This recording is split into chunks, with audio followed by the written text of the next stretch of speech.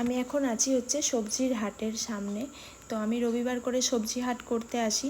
তো আসসালামু আলাইকুম, আমি রেশমা। কেমন আছো সবাই? আশা করছি সবাই ভালো আছে। আলহামদুলিল্লাহ আমিও খুব ভালো আছি। তো আমি সবজি হাট করে স্টেশনের দিকে যাব চিকেন কিনতে। তার জন্য ভাবলাম তোমাদেরকে কিছু ভিডিও, কারো রিকোয়েস্টেড ভিডিওগুলো শেয়ার করে দিই।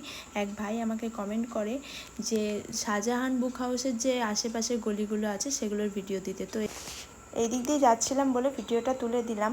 তো তার কী স্মৃতি আছে আমার কিছুই জানা নেই। তো ভাই কমেন্টে একটু জানিও তুমি যদি তোমার স্মৃতি মনে পড়ে। আর একটা যেটা ডান দিকে একটা সাজঘরের দোকান দেখতে পারলে, সেই দাদা কিন্তু আমাকে অনেকবার ইনভাইট করেছে তার শপে আসার জন্য। আমি সেইভাবে আসতে পারিনি। সত্যি কথা বলতে আমি কেউ যদি ডাকে বা কোনো অ্যাড দিয়ে দিতে বলে তার দোকানের, এখনও পর্যন্ত সেই সব পরিকল্পনা করিনি যে আমার ভিডিও থ্রুতে কোনো অ্যাড দেব।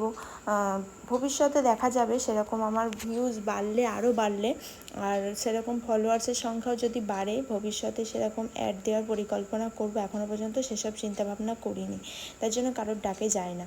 তো যাই হোক, এখানে আরেকজন আমাকে রিকোয়েস্ট করেছে রহিম নবীর বাড়ির আশেপাশের জায়গাগুলো দেখিও, রহিম নবীর বাড়িটা দেখিও। তো দাদা এখানে থাকে না, তো তার বাড়ির সামনেটা দেখিয়ে দিলাম। এদিকটা তার ভাই থাকে আর পেছন দিকে তাদের বাড়ি।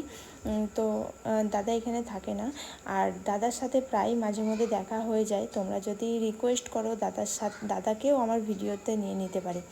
তো চলো, আমি যাচ্ছি স্টেশন দিকে চিকেন আনতে।